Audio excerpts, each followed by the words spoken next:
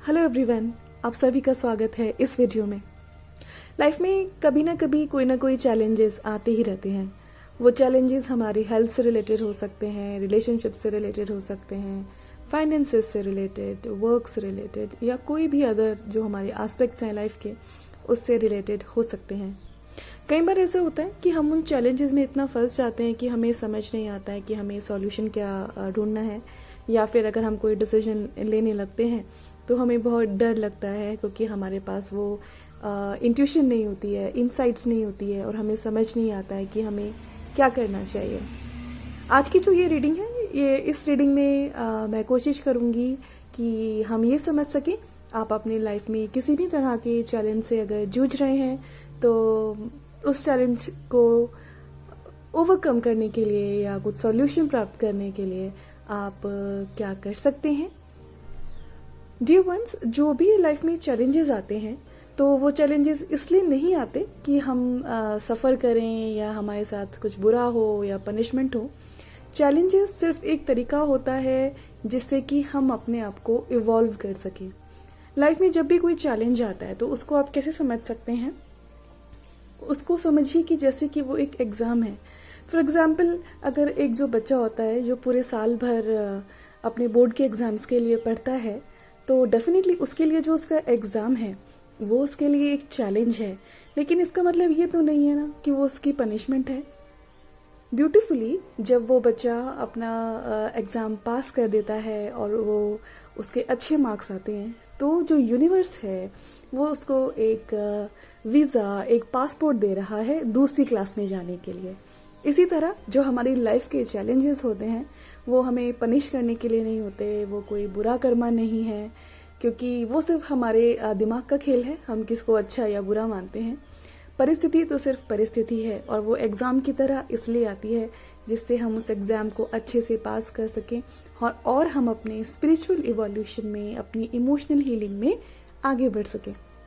आज की जो ये रीडिंग है इसमें यही कोशिश रहेगी जानने की कि अगर कोई चैलेंज है तो आप उसे कैसे डील करें स्पिरिचुअली और एक इमोशनल एम्पावरमेंट से, और जो भी आपकी लाइफ में जो ये सिचुएशन है उसमें एग्जैक्टली वो क्या है लेसन जो आपको सीखना है। मतलब कि ऐसी कोई वैल्यू सिस्टम, ऐसा कोई बिलीफ या ऐसा कोई नोशन जो शायद आप अपने मन में रखे हुए हैं और शायद वो आपके लिए अच्छा नहीं है और अब समय है कि आपको उसको बदलना चाहिए। तो जो ये कार्ड रीडिंग या मैंने आज जो की है उसमें मैंने एंजल ड्रीम्स कार्ड यूज़ किए हैं। मोस्टली ये जो कार्ड्स हैं ये मैं यूज़ करती हूँ जब मैं वीडियोस बनाती हूँ ड्रीम्स से रिलेटेड, क्योंकि जो ये कार्ड है ये सिंबॉलिक कार्ड्स हैं और इनसे जो मीनिंग होता है वो हमें और डीपर समझ में आता है। जो सरफेस पे हो रहा है हम उससे ज़्यादा समझ सकते हैं। तो मैं कोशिश कर रही हूँ इस रीडिंग में कि जो भी आपकी लाइफ में चैलेंज है आपको उसके लिए डीपर आंसर्स मिले, अंडरस्टैंडिंग मिले। हमेशा की तरह मेरा जो ये वीडियो है इसमें भी 3 ऑप्शंस हैं। ये है ऑप्शन नंबर 1, ये है ऑप्शन नंबर 2 और ये है ऑप्शन नंबर 3। आपको इनमें से एक या 2 ऑप्शन चूज़ करना है। उस ऑप्शन का जो टाइम स्टैम्प है वो डिस्क्रिप्शन बॉक्स में दिया हुआ है। आपको वो टाइम स्टैम्प देख के वीडियो को फॉरवर्ड करना है और जो भी आपने ऑप्शन चूज़ किया है उसकी रीडिंग को आपको सुनना है।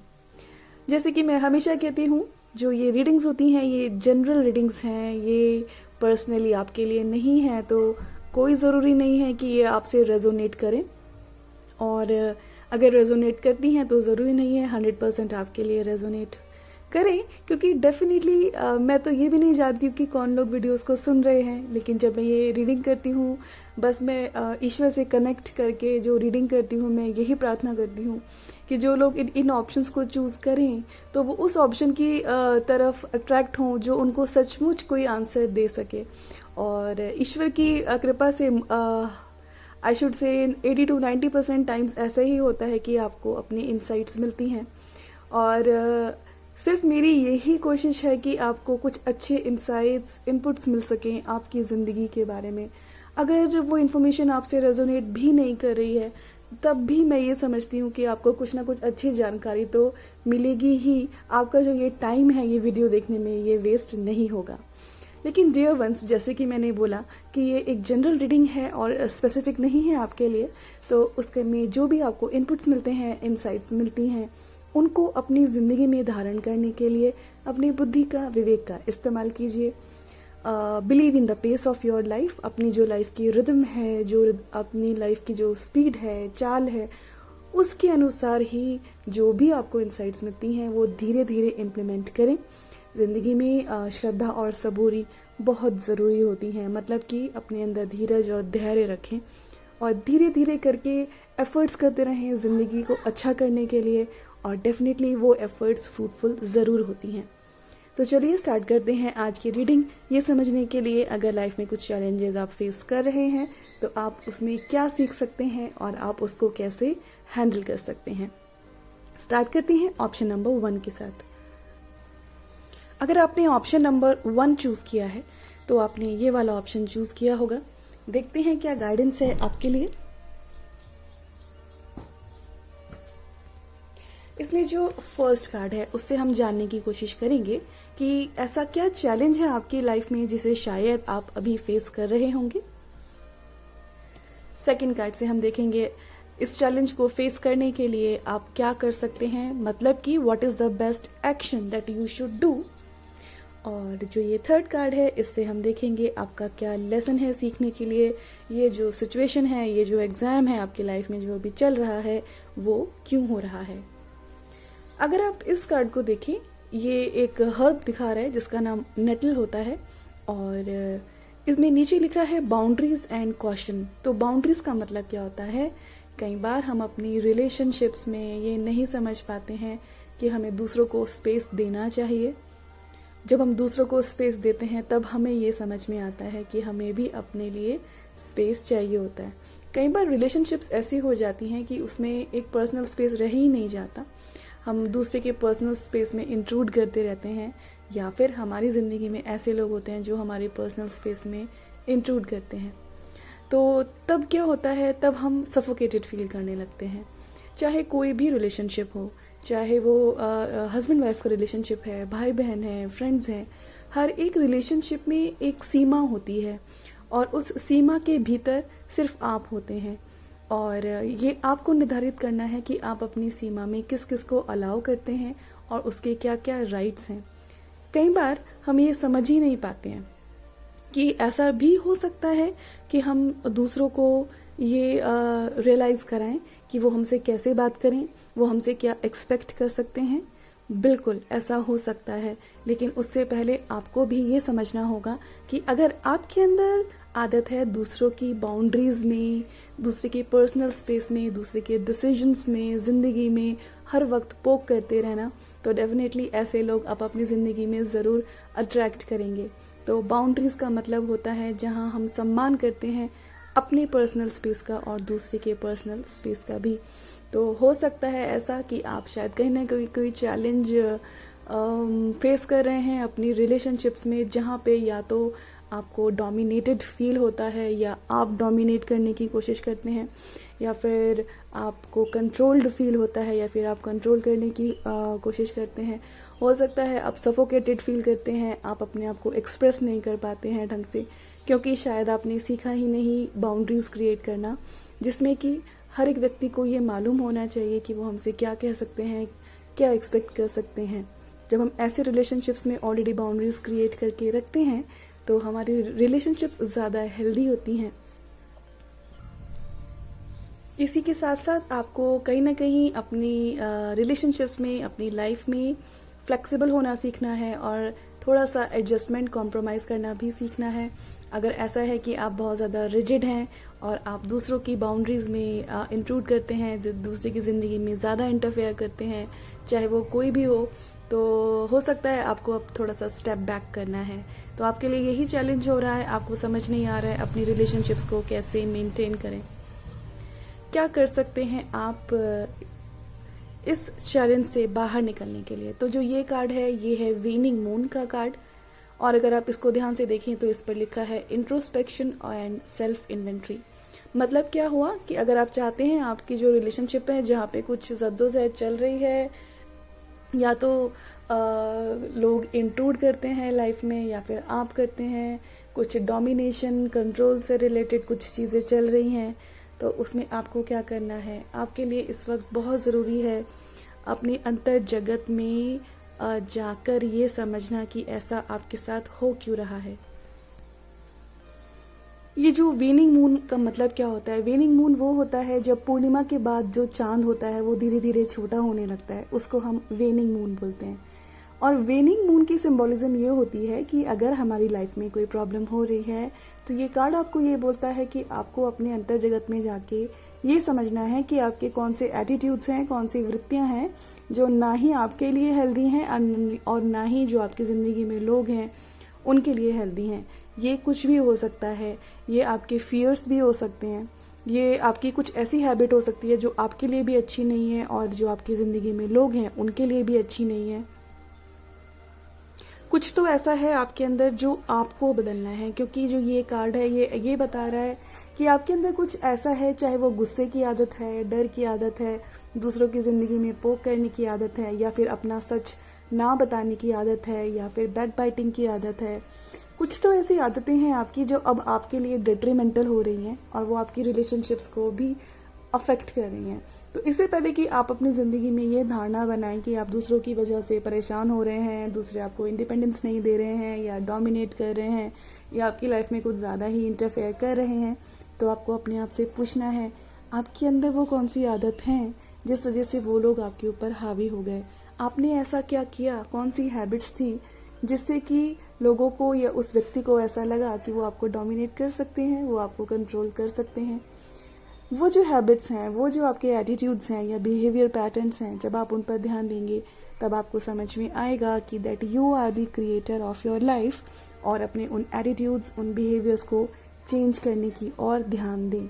जब आप ऐसा करेंगे, जब आप अपने एटीट्यूड्स, बिहेवियर्स को चेंज करने की और ध्यान देंगे, जो आपकी सोच है उसे बदलने में आप अपनी कोशिश करेंगे, अपने डरों से बाहर आएंगे, अपने अंदर जो भी वृत्तियाँ दिखती हैं उनसे बाहर आने लगेंगे, तब आपको समझ में आएगा कि शायद आप अपनी रिलेशनशिप में स्टिफल्ड फील कर ही नहीं रहे थे।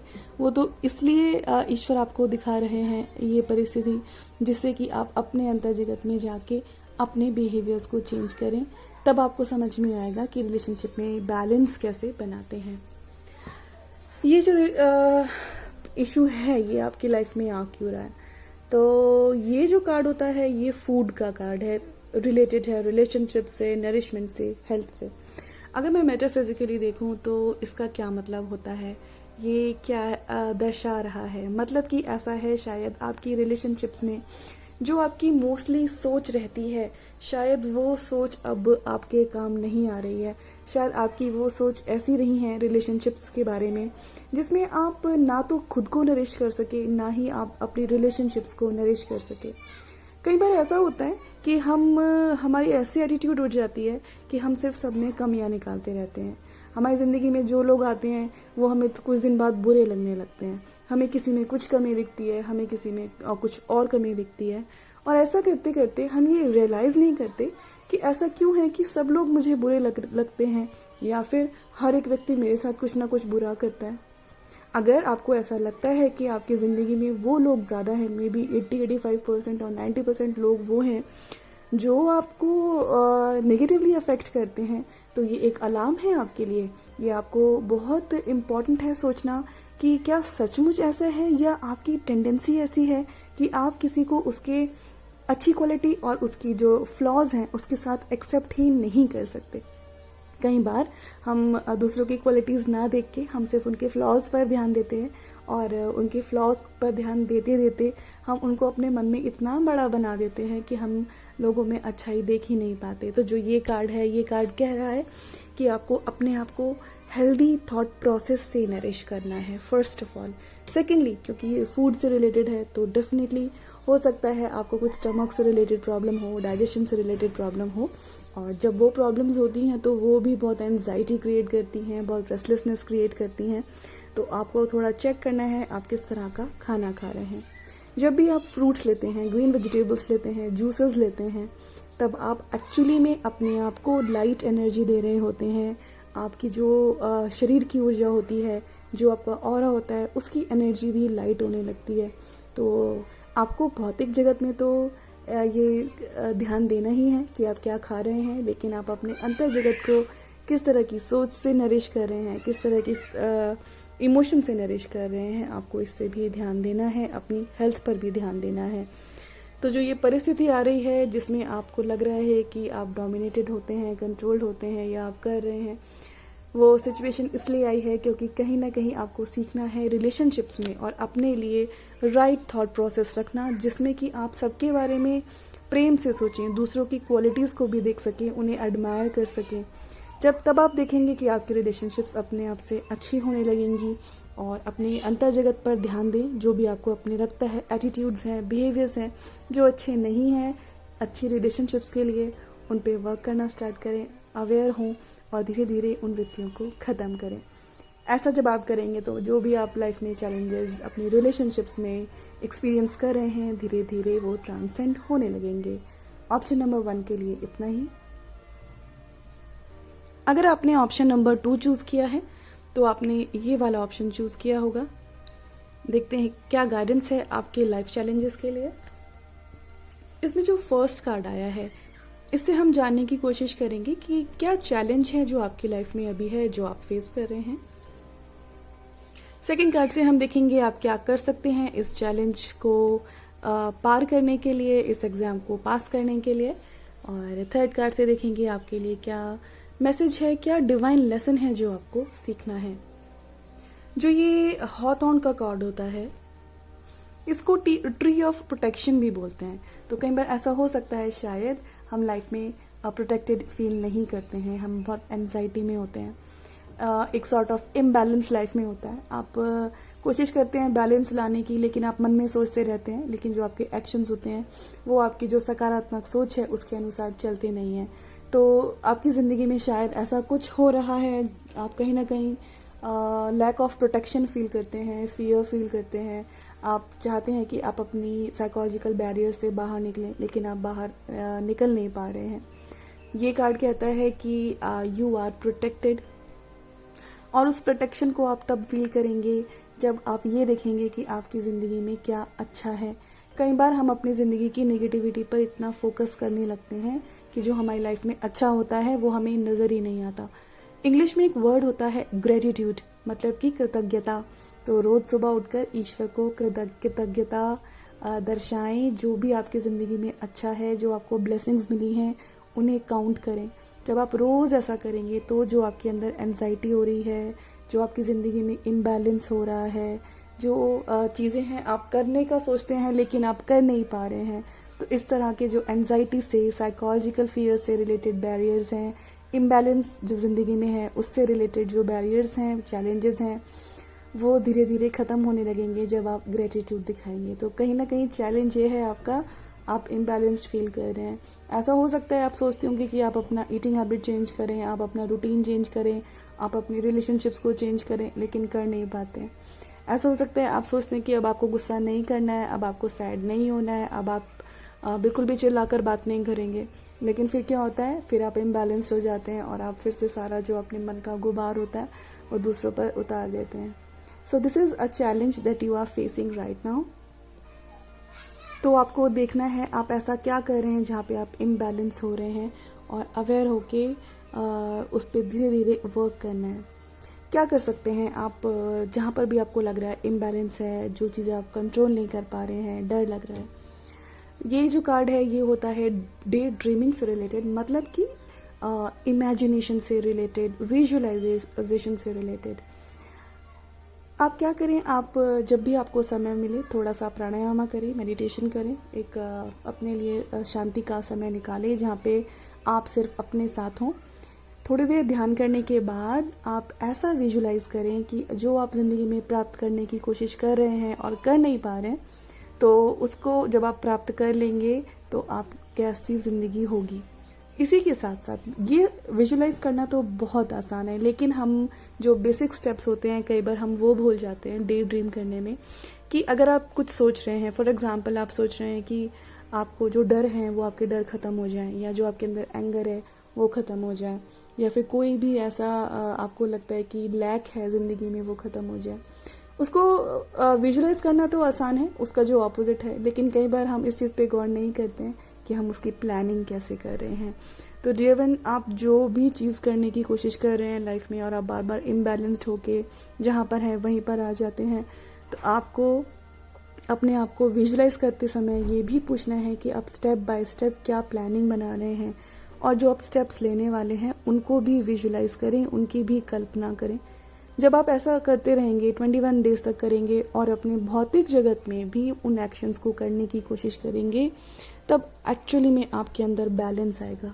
मोस्ट ऑफ द टाइम क्या होता है कि हम सिर्फ मन में सोचते रहते हैं, लेकिन हम एक्शंस नहीं करते, और कई बार हम एक्शंस करते रहते हैं लेकिन हम मन में उस चीज़ पे विश्वास ही नहीं करते हैं। तो हार्मनी लाइफ में कब आती है? जब जो हम सोच रहे हैं हम उस और आगे भी बढ़ रहे हैं। तो अपनी सोच और अपने एक्शंस को जब आप एक साथ ले आएंगे, तो जो भी आप अपनी ज़िंदगी में इम्बैलेंस एक्सपीरियंस कर रहे हैं, या फियर्स या साइकोलॉजिकल बैरियर्स फील कर रहे हैं, इम्बैलेंस फील कर रहे हैं, वो धीरे धीरे आपके चैलेंजेस हटने लगेंगे। इस कार्ड से हम देखेंगे इस परिस्थिति से आपको एक्चुअली सीखना क्या है। तो ये कार्ड है एस्ट्रल ट्रैवल का, जो रिलेटेड होता है वाइटल फोर्स से, इंफॉर्मेशन से, ड्रीम टाइम से, सोल ट्रैवल से। एस्ट्रल ट्रैवल का मतलब क्या होता है कि जब हम एक उस स्टेट ऑफ कॉन्शियसनेस पर पहुंच सकते हैं जहाँ पे जो हमारा ये भौतिक जगत है उसको समझने के लिए हमारा जो चेतना का स्तर होता है वो एक बहुत उच्च स्तर का हो जाता है। तो आपकी ज़िंदगी में जो ये चैलेंज आ रहा है, जहाँ पे आप साइकोलॉजिकल फियर्स फील करते हैं और आपको कहा जा रहा है कि अपनी ब्लेसिंग्स को काउंट करो, ईश्वर के प्रति कृतज्ञ हो, क्योंकि जो ये एटीट्यूड होगा वो आपकी ज़िंदगी में आपकी चेतना के स्तर को बढ़ाएगा। आप ज़िंदगी को जिस तरह से देखते हैं, आपका ज़िंदगी देखने का नज़रिया बदलेगा, और वो बहुत ज़रूरी है। इसके अलावा ये कार्ड ये भी कहता है कि आपको अपनी बाउंड्रीज से बाहर आना है, अपने फ्रेंड सर्कल को एक्सपैंड करें, और हो सके तो मून मेडिटेशन करें। मतलब कि अब अभी तो वैसे भी फुल मून है, तो रात को फुल मून को देखें और फुल मून के साथ मेडिटेट करें, स्टार्स के साथ मेडिटेट करें। इसके अलावा जो भी आपको ड्रीम्स आते हैं या इंट्यूशन आती हैं उस पर ध्यान दें। हो सके तो अपना एक जर्नल बनाएं जिसमें आप अपने ड्रीम्स लिखें, या फिर जो भी आपको विजन्स होते हैं या जो आपको सिंबल्स दिखते हैं, जो भी आपको सिग्नल्स मिलते हैं यूनिवर्स के, वो आपको हेल्प करेंगे आपकी कॉन्शियसनेस को एक्सपैंड करने में।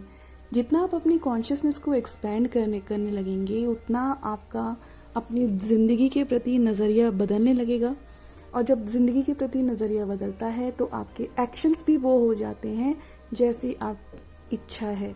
प्रॉब्लम क्या होती है? हमारी इच्छा तो बहुत होती है, लेकिन जो हमारे एक्शंस होते हैं वो वैसे नहीं होते, क्योंकि शायद हम डरों से ड्रिवन होते हैं, या फिर हमारे अंदर आलस होता है, बहुत कुछ होता है।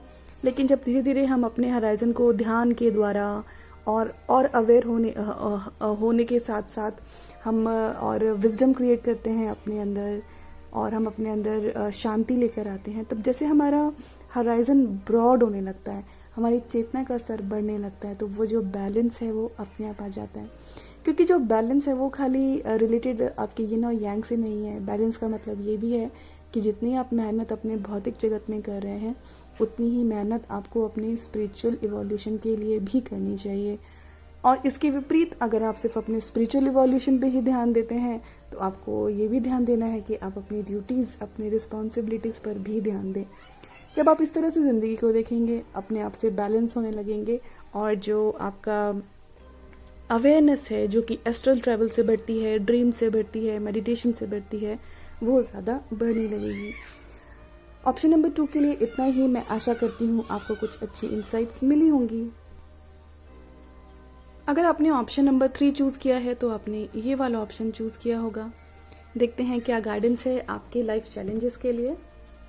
फर्स्ट कार्ड से हम देखेंगे ऐसा क्या चैलेंज है जो आप अपनी ज़िंदगी में अभी फेस कर रहे हैं। सेकंड कार्ड से हम देखेंगे आपको क्या करना चाहिए अपने चैलेंजेस से डील करने के लिए। थर्ड कार्ड से हम देखेंगे आपका क्या लेसन है अभी इस चैलेंज की वजह से। तो ये बहुत ब्यूटीफुल रीडिंग आई है जो मुझे समझ में आ रहा है। आप कहीं ना कहीं बहुत ज़्यादा एस्टॉनिश्ड हैं और थोड़े से कंफ्यूज्ड हैं, क्योंकि जो आपकी अवेयरनेस है वो ब्रॉड हो रही है। मतलब कि या तो आपने अपनी स्पिरिचुअल जर्नी स्टार्ट करी है, आपने ध्यान करना स्टार्ट किया है, आपके अंदर और विजडम आ रहा है और ज़्यादा नॉलेज आ रही है। ऐसी नॉलेज आ रही है जो पहले आपने कभी ना सुनी थी ना देखी थी। इस तरह की बातें सुनने के लिए मिल रही हैं, अपने बारे में समझ में आ रहा है, स्पिरिचुअल जर्नी के बारे में समझ में आ रहा है। तो कई बार हम जब इस स्टेज पर होते हैं और हम उस स्टेज में सेटल नहीं हुए होते हैं, तो हम बहुत एक सॉर्ट ऑफ लॉस्ट फील करते हैं, क्योंकि हमें ये समझ नहीं आता है कि मुझे क्या फॉलो करना है। आपकी लाइफ का जो चैलेंज इस वक्त ये है वो यही आ रहा है, शायद आपको ये समझ नहीं आ रहा है क्योंकि आप स्पिरिचुअली अवेक हो रहे हैं कि आपको कौन सा पाथ ज्वाइन करना चाहिए, या फिर क्या आप सही भी हैं कि नहीं, क्या जो आप अपनी स्पिरिचुअल इवोल्यूशन के लिए कर रहे हैं क्या वो सही स्टेप है भी या नहीं।